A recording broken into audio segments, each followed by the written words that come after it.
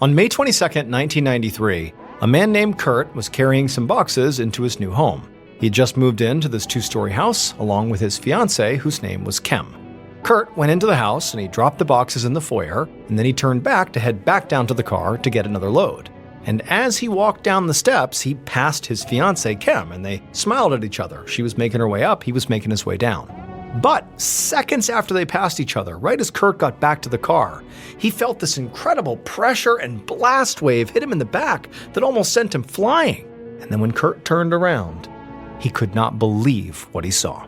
But before we get into today's story, if you're a fan of the strange, dark, and mysterious delivered in story format, then you've come to the right place because that's all we do. So if that's of interest to you, please sneak into the Follow Button's house and replace their toothpaste with numbing cream. Okay, let's get into. On the evening of Friday, May 21st, 1993, a 29-year-old woman named Kim Wenger clapped her hands together in front of her with happiness in the basement of the Golden Congregational Church in rural Iowa. Her closest friends had gathered here to throw Kim and her fiancé, 32-year-old Kurt Simon, a combination wedding shower and goodbye party, and now they were presenting the couple with their gift. It was a money tree, planted in a little yellow coffee can with envelopes full of cash hanging off of it. Kim and Kurt both smiled and began making their way through the crowd to give everybody a big hug and to say thank you. Tonight was a big night for them. All their plans were finally falling into place. Tomorrow, they would pack all of Kurt's belongings into their car, and they would drive 230 miles south from the place where he had been living in Iowa to the city of Bloomington, Illinois, just outside of Chicago, where Kim already lived. And in Bloomington, they would begin their new life together as a soon-to-be married couple, raising Kim's 2 children from previous relationships. It had been a whirlwind 8 months since they had first met on actually a blind date. Kim had known almost immediately that Kurt really was something special, but it hadn't been easy for them to get to this point. They both had almost no money. Kurt was studying to be a Presbyterian minister and living in Iowa to finish seminary school. And Kim was a single mom living in Bloomington who had just recently quit her office job because her coworker was sexually harassing her. She'd taken on off-the-books work as a hairdresser and house cleaner, but she still had to rely on public assistance to make ends meet. The long-distance relationship itself was also just exhausting, with all the driving back and forth. And it didn't help that Kim had contentious relationships with the fathers of both of her kids. Her 1-year-old son's father, Dale Fosdick, was always late with his child support payments, and he still acted like he was entitled to walk right into Kim's house anytime he wanted. Kurt had actually recently confronted him about doing that and told him to stop, which Dale did not seem to appreciate. Her 7-year-old daughter's father, Todd Wenger, really wasn't much better. Todd fought with Kim all the time over their custody arrangement, and he and her other ex, Dale, were actually friends, which really annoyed Kim. But now, as somebody handed Kim a piece of cake in the church basement, all those problems seemed like they were about to get a whole lot smaller. Kurt was moving in, and Kim was about to get her whole life organized. Waiting for her at home in Bloomington, she had a whole collection of modern bride magazines so she could plan their wedding, and she and Kurt were actually talking about Kurt maybe adopting her son. And she knew Kurt could very quickly get a job in Bloomington as a pastoral counselor, and they could maybe save some money by only having to pay for one residence now. And this money tree they were getting was a sweet start. I mean, Kim knew that the members of the congregation were not wealthy people by any stretch. But, she found it very touching that they'd pooled their limited resources to give her and Kurt such a wonderful send-off. The only thing that could make this moment any better would be if Kim's mother, Cricket, was there. But unfortunately, Kim and Cricket were estranged. Kim wished she could be closer to her mother, but Cricket had a mean streak, and for some reason, she really hated Kurt. Kim finished her cake and then checked the time, and she realized, it was time to go, so she tapped Kurt on the shoulder as he was speaking to some friends. They had a lot left to pack tomorrow morning, and they had a long drive ahead of them. So Kim and Kurt made their goodbyes and then headed out of the church holding hands. The next day was Saturday, May 22nd, and Kim and Kurt spent the first part of the day packing and then the second part driving. And then finally, at 10:30 p.m. that night, they pulled their car into the driveway of Kim's 2-story house in Bloomington, the home they would now share together. Kim just sat for a second in the passenger seat while Kurt got out of the car and opened up the trunk. They had a lot of stuff to carry in, but Kem was just exhausted and frankly didn't feel like doing it quite yet. So she watched as Kurt went ahead and walked up the front stairs carrying a box and the money tree. He unlocked the door, he stepped inside, and then a minute later, he came back out empty-handed. And at that point, Kem sighed and decided she better get out and help too. Kurt was halfway back down the stairs as Kem grabbed her own box out of the trunk and walked her way into the house, into the foyer of her home. She put her box down and was about to go back outside and do another trip with Kurt when she paused.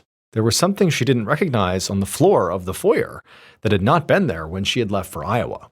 Kurt was outside, facing away from the house, when an intense wave of pressure hit him from behind.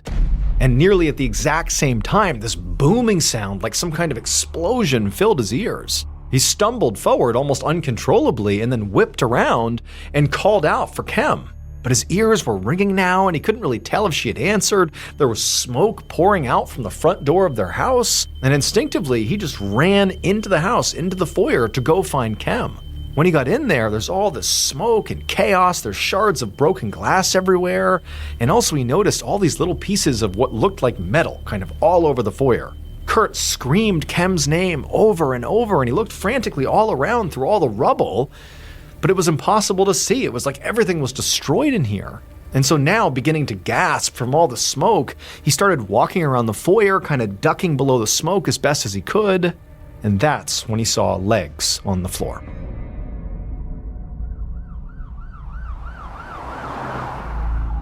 Minutes later, Detective Larry Shepard of the Bloomington Police Department pulled up outside the two-story house in his cruiser, with his partner beside him and another squad car behind them. Shepard did not usually respond to 911 calls because he was a homicide detective, but he had happened to be in the area when dispatch requested officers go check out a report of potentially a shotgun blast on a residential street. However, the second he stepped out of his car and looked at this two-story house, Shepard knew this could not have been a shotgun blast. There was all this black smoke billowing out the front door of the house, and although Shepard couldn't see any fire, he could hear the fire alarm going off inside. And outside, the street was chaos. There were all these people who Shepard guessed must be neighbors shouting and running around, and there was debris everywhere. Broken glass and splintered pieces of wood and chunks of metal that had basically been blown out of the house out onto the street. In the driveway of this home, Shepard could see there was a man who had his hands on his head and he looked frantic, and he was yelling the name Kem over and over again as he looked towards the destroyed house. And it was at that point Shepard realized there must be someone or multiple people inside of the house. And he really couldn't wait for backup to go find them. So he and his partner shouted for everyone to stay back, and then they raced up the stairs into the smoke. Once Shepard was inside the front foyer, he could tell there was no active fire, just lots of smoke kind of hanging in the air, and he looked around and he saw there was a 6-inch hole on the wall right near the front door, and there was another hole right in the floor of the foyer.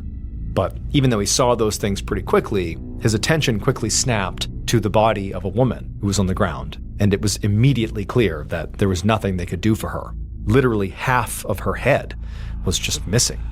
In his entire career, Shepard had never worked a murder case where the weapon was a bomb. But standing in this blackened, destroyed foyer over the charred body of this woman, Shepard felt sure that that is exactly what he was looking at right now. Around this point, the officers from the other squad car had now come up the stairs and into the house. But Shepard told them to get back, go back outside, because the scene was not safe to process yet. They needed the fire department here, and they needed the bomb squad, because there could be more explosives. Not long afterwards, Shepard and the other officers stood on the front lawn as members of the fire department and the state police bomb squad combed through the scene. By this point, Detective Shepard had learned a bit more about what had happened. The dead woman was Kem Wenger, and the man he had seen screaming in the driveway was Kem's fiancé, Kurt Simon. Neighbors said the pair had arrived around 10:30 p.m., and a couple of the neighbors had actually noticed them before the blast went off when they started unloading their car. These neighbors said that they saw Kurt be the first one to go inside the house, and when he did, he went in carrying a box that he had pulled from the back of the car. And then these neighbors said they saw Kurt come out again, empty-handed, but he went down to the back of the car again, and he appeared to put something in the trunk. And at the same time, Kem had grabbed a box from the car, and she went into the house by herself, and that's when the explosion happened. Shepard was troubled by these accounts. He thought it was suspicious that Kurt had been able to walk into the house without getting hurt, and then just seconds later, Kem goes in and her arrival seems to have triggered the explosion. And so naturally, he wondered if maybe that box Kurt was carrying that he went inside with, maybe that was the bomb, and he planted it. And then when he left, she goes in and it obviously goes off. And then also he wondered, what had Kurt put back into his car after he came out again? What did he put into the trunk? But even more suspicious than any of that was what a preliminary sweep of Kem's home had turned up in the basement. And that was wires, gunpowder, and fuses. Shepard did not need to be a bomb expert to know that these could be components of a bomb, and that whoever killed Kem must have built the bomb right there in her basement, which naturally made Kurt Simon the #1 suspect. So Shepard told a crime scene tech to process Kurt's vehicle and pay extra attention to the trunk. Then the detective walked over to Kurt himself. And Kurt was rocking back and forth, and he was crying, and he was still just saying Kem over and over and over again. Shepard asked Kurt if he could tell him, what had happened here. And Kurt looked at him with this vacant and shocked expression. And he told the detective that he didn't know what happened. He'd gone inside with a box, and he had just started back down the stairs when he felt the blast behind him. And at this, Shepard's eyes narrowed, because according to the neighbor's account, they said Kurt was actually at his trunk, putting something back into the car at the time of the explosion. But Kurt was now claiming that he had actually only just exited the house, basically was on the stairs as the blast happened. Now, this discrepancy could just be a result of confusion, or Kurt could be lying to cover up whatever he may or may not have done. But independent of whatever this was, Shepard just told Kurt that right now he was going down to the station for questioning.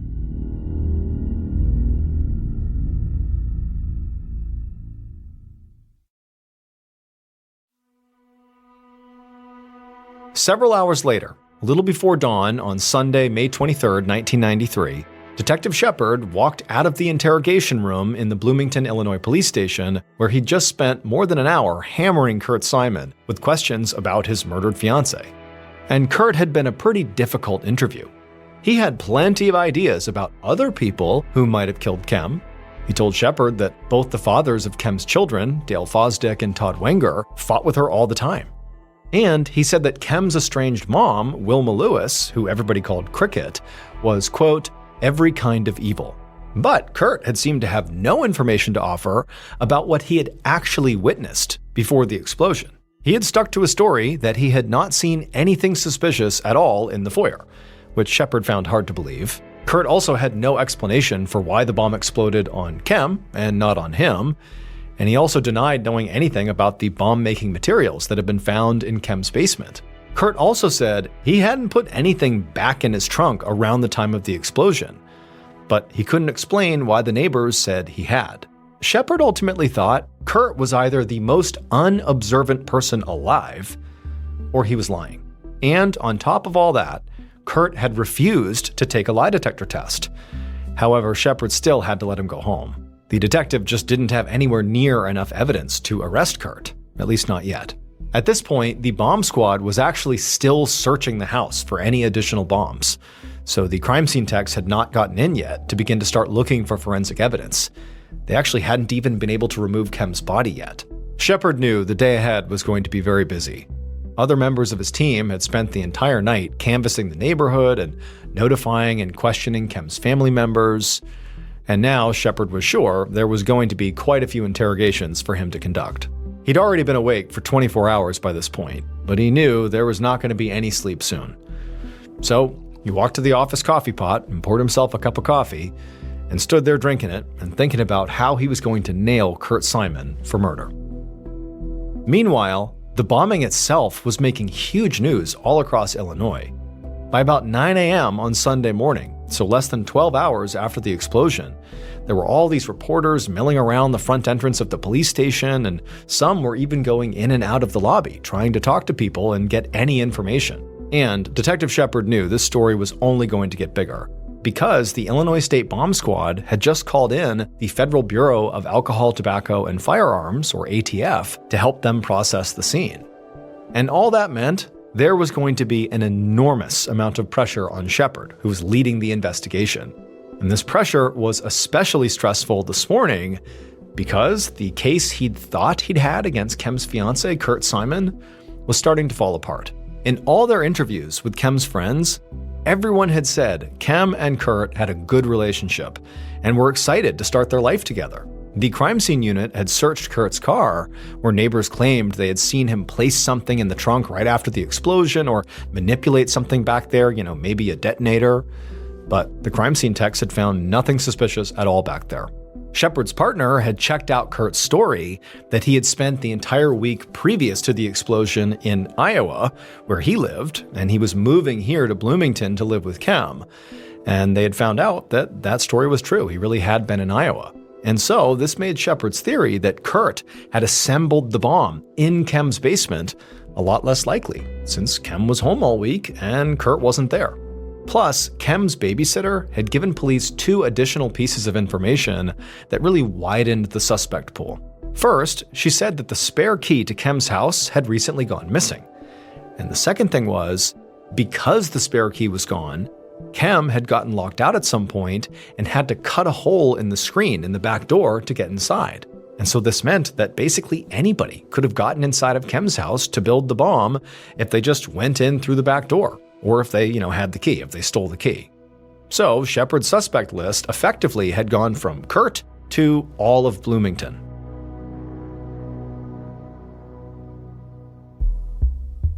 Just before lunchtime, Shepard walked into the station's interrogation room where Kem's ex-husband, Todd Wenger, was sitting waiting for him.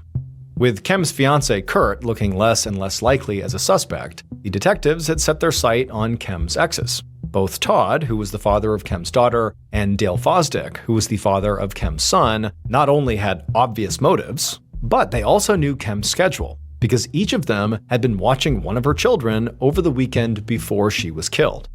Shepard's partner had actually already spoken to Dale. Basically a couple of hours after the explosion, he had spoken to him, while Shepard himself had been busy questioning Kurt. And during that exchange, Dale had seemed shocked by Kem's death, and he'd made what seemed like a good faith effort to answer the detective's questions, although his son kept crying and interrupting them. Dale did admit to having some tension with Kem, but he also had an alibi. He'd been with family in the morning and doing yard work in full view of his neighbors in the afternoon and the evening. He'd given Shepard's partner names and phone numbers of potential witnesses that could have witnessed this, and a preliminary round of calls to those witnesses had suggested that Dale was telling the truth. But the detectives were conducting all their interviews with very little information about the crime itself, because they didn't really know how the bomb that killed Kem actually worked. They weren't sure if the killer had to be, right nearby to detonate it, or if maybe it had been remote operated so the killer could be farther away, or maybe the bomb was just set to some kind of timer.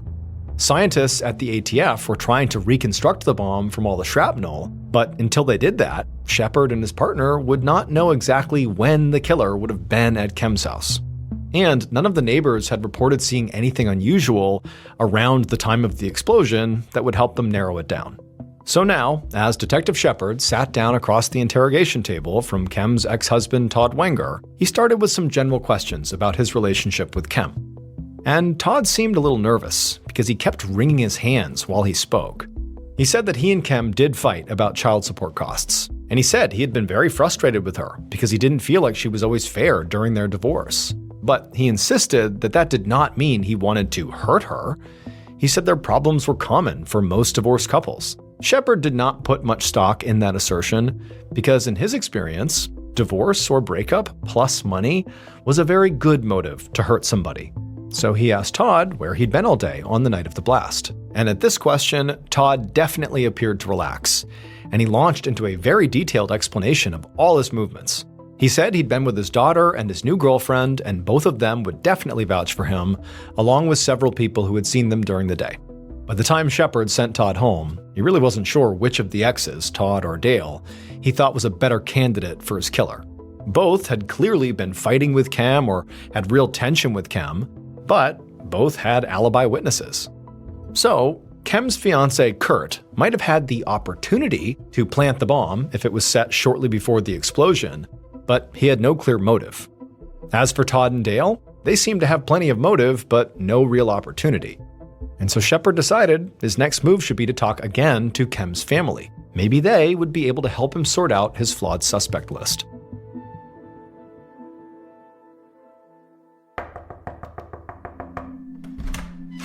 On Sunday evening, so almost 24 hours after the explosion, Detective Shepard knocked on the door of the home where Kem's sister, Joni, lived. Now, by this point, another officer had already been there to tell her and their mother, Cricket, about Kem's death, but Shepard wanted to hear from them himself. Now, Shepard had been told that Kem and her mother were estranged, but even though he went in with some idea that this interaction could be odd, Shepard was still really caught off guard by the way Cricket was acting. It was like way over the top. As Joni welcomed Shepard inside and offered him a seat on the couch, she was crying. Her reaction to the death of her sister seemed very genuine. But Cricket was not crying or showing any signs of being sad. Instead, she was just furious, and not about the murder, or about losing her child, or about the fact that police had not made an arrest yet. She was furious about her child's life insurance policy, which apparently Kem had not added her to as a beneficiary, which meant that Cricket was not going to be paid any money despite her child being killed.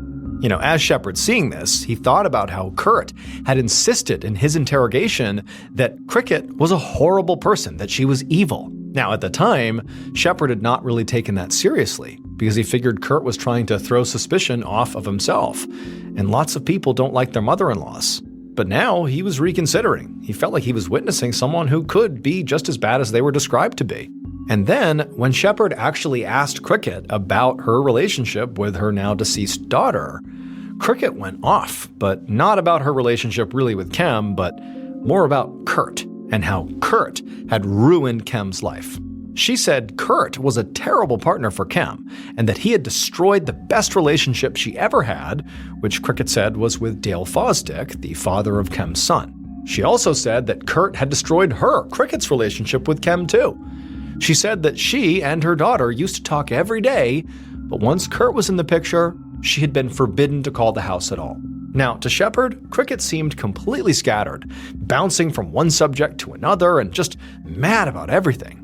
But he started to wonder if what he was witnessing here was not just pure selfishness and being a terrible person, but instead could be some kind of very complicated grief or maybe even guilt, or grief and guilt combined. But one thing was definitely true, which was Cricket really seemed to hate Kurt as much as Kurt seemed to hate her. And Shepard just wasn't sure which one of them was in the right. But it was around this point in the conversation that Kem's sister, Joni, cut in, and she offered up a potential suspect idea of her own. She said that Kem had recently left a job where a colleague, a man named Phil Hartman, had sexually harassed her. Following this, Kem had actually gotten a settlement out of it. And apparently Phil had made threats afterwards, including a promise to get her for this. And so Joni said it was Phil who the police really should be investigating for this murder. When Shepard finally left the house, his head was spinning. He'd gone to Cricket and Joni, hoping for clarity, sorting out his 3 suspects. But he'd come away with less clarity and now 5 suspects. Kem's fiancé Kurt, her exes Dale Fosdick and Todd Wenger, her co-worker Phil Hartman, and frankly, Cricket herself. At this point, it was late on Sunday night, and Shepard had been awake since Saturday morning, and so he decided the best thing he could do now was just go home and get some sleep. That way, he could come back with a clear head on Monday morning and maybe make sense of it then.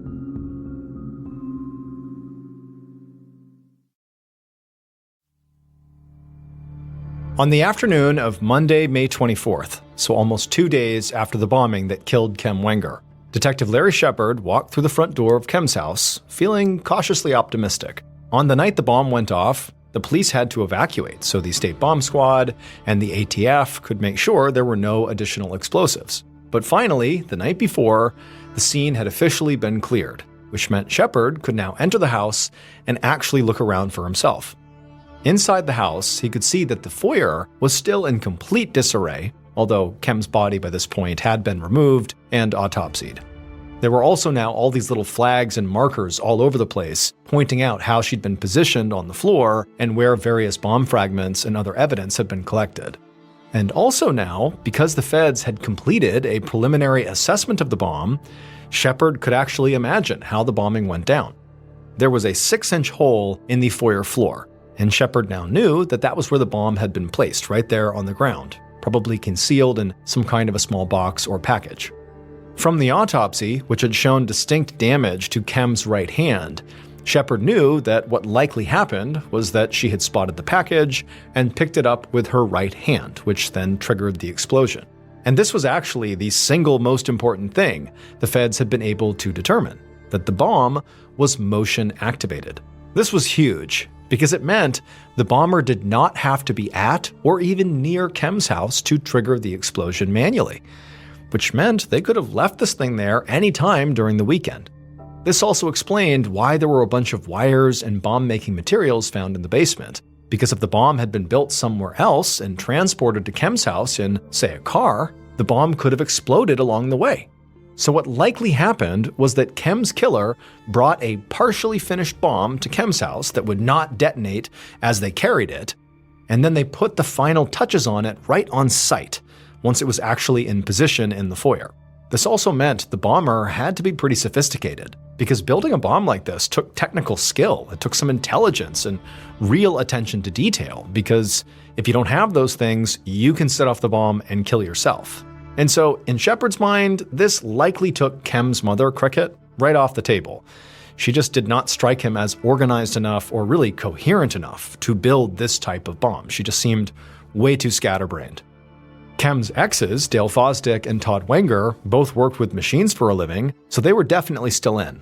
And her fiancé, Kurt, was highly educated, so he was still in. Shepard wasn't sure about Phil Hartman, the co-worker who Kem had accused of sexually harassing her. He had reached Phil by phone that morning, and Phil had told him he was working in Louisiana at the time the bomb went off, hundreds of miles away. But Shepard knew just being physically far away from the bomb when it went off was not a perfect alibi, because it was motion activated. You could place it and then travel and be far away. But at the same time, Louisiana was really far away, and Phil really didn't seem to have any technical background that Shepard had found, so Phil was still in, but less so. As Shepard stood there in the blackened, destroyed foyer, looking at the partially burned pages of Modern Bride magazines that had been blown all over the room, he thought about the fact that whoever had done this had to have been very comfortable in Kem's house. They had gotten inside the house at some point, and then clearly spent time in the basement tinkering with the bomb. Then they came up and they're in the foyer setting the bomb up. I mean, that's someone who's pretty confident they're not going to get caught doing all this inside the house. That's serious boldness. And so Shepard was starting to feel pretty confident that whoever had done this was either family to Kem or as close to her as family. Shepard left Kem's house thinking about how he might search both Dale and Todd's places of work to see if any of the machinery they used shared parts with the bomb. But as he stepped off the final step onto the sidewalk, he heard a voice call out behind him, and he turned to see a Bloomington police officer jogging over towards him. The bombing had created real panic, not just in Bloomington, but across Illinois. People were now terrified that there was going to be a bomb that would show up on their front porch. They would see a package they didn't recognize, and they would call the police with fears that that could be an explosive. I mean, it was like this paranoia had swept the state. And so in response to that, specifically in Bloomington, the police had a much stronger presence out on the street. And Shepard had also asked officers to recanvass Kem's neighborhood to question the neighbors again, now that they knew more about the bomb itself. Specifically, that the bomb was motion activated, which meant the bomber did not need to be there basically right before it went off. They were in the house. They were building the bomb days before. They planted the bomb in advance of the bombing, so there was a bigger window of time that they were wondering who was at Kem's house, who was acting suspicious near Kem's house in the days leading up to the bombing. Those were the questions they had for the neighbors. And so this officer that was running over to Shepard, that's what they had been doing, recanvassing the neighborhood. And when he reached Shepard, he told him he'd found something. Shepard eagerly followed the officer over to one of Kem's neighbors' houses, and there he saw a little girl, maybe 10 or 11 years old, standing nervously next to her father.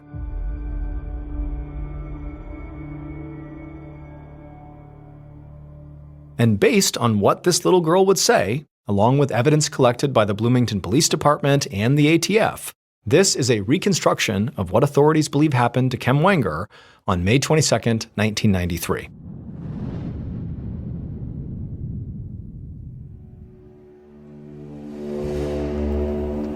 At around 10:30 that morning, the killer pulled up in their car outside of Kem's house. They picked up a bag that was sitting on their passenger seat, which contained a partially completed pipe bomb and some tools.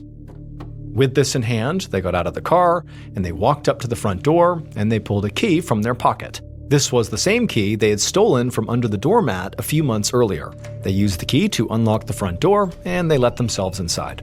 The killer then walked down to the basement, where they took all the various items from the bag and placed them on the counter, and they got to work. The killer was not worried about getting caught. They knew this neighborhood very well, and everybody in this neighborhood knew them, and they would not find it suspicious at all to see them there. Plus, they knew they would have an alibi for the time period when the bomb actually would go off. Once the bomb was mostly assembled, the killer gathered up most of their things. They left behind some random supplies in the basement, but figured it didn't really matter since the explosion would take care of everything. Feeling very confident in their workmanship so far, the killer walked back upstairs and placed the nearly completed bomb on the floor in the foyer. And then, as they completed the final steps, they could feel sweat beating on their forehead, because if they did anything wrong, the bomb would go off. But the killer got it all done, and they stood up very slowly and carefully and walked back out through the front door. But before they could get in their car and drive away, they saw one of the neighborhood girls playing in the yard next door. And the girl looked at them and waved and said hello. And the killer, who felt like they belong there and no one will remember me, they waved back. Well, the little girl remembered that interaction, and she would tell Detective Shepard who she saw leaving Kem's house. It was none other than Kem's ex-boyfriend and the father of her son, Dale Fosdick. Dale was very upset that Kem had broken up with him and was now seeing Kurt. He had also heard from Cricket, who he was still very close with, that Kurt had talked about adopting his own son, and this enraged him. He couldn't stand the idea that his own boy might grow up calling another man dad. So he used the electronic skills and the tools he'd acquired from his hobby of building model airplanes to build a pipe bomb. And so ultimately, Dale was caught because of his entitlement to feel like he could just stroll into Kem's house anytime he wanted. Because he did that all the time, despite her saying not to, he became a familiar face in the neighborhood. And that's why that little girl remembered him. After months of forensic work that tied Dale even more closely to the bomb, he was finally arrested and found guilty of first-degree murder and sentenced to 61 years in prison. But he would only serve 14 of those years because in 2010, while still behind bars, Dale died of a sudden illness.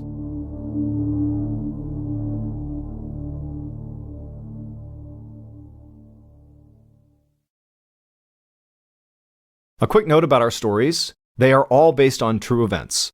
But we sometimes use pseudonyms to protect the people involved, and some details are fictionalized for dramatic purposes. The MrBallen podcast, Strange, Dark, and Mysterious Stories, is hosted and executive produced by me, MrBallen. Our head of writing is Evan Allen. Our head of production is Zach Levitt. Produced by Jeremy Bone. This episode was written by Zeth Lundy. Research and fact-checking by Shelley Shue, Samantha Van Hoos, Evan Beamer, Abigail Shumway, and Camille Callahan. Research and fact-checking supervision by Stephen Ear. Audio editing and post-produced by Whit Lacasio and Cole Lacasio. Additional audio editing by Jordan Stidham. Mixed and mastered by Brendan Kane. Production coordination by Samantha Collins. Production support by Antonio Manata and Delana Corley. Artwork by Jessica Clogston-Kiner. Theme song called Something Wicked by Ross Bugden. Thank you for listening to the MrBallen podcast. If you enjoyed today's story and you want to hear more like it, go ahead and check out our YouTube channel, just called MrBallen, where we have hundreds more stories, a lot like this one, but most of them are not available on this podcast. They are only available on that YouTube channel, which again is just called MrBallen. So that's going to do it. I really appreciate your support. Until next time, see ya.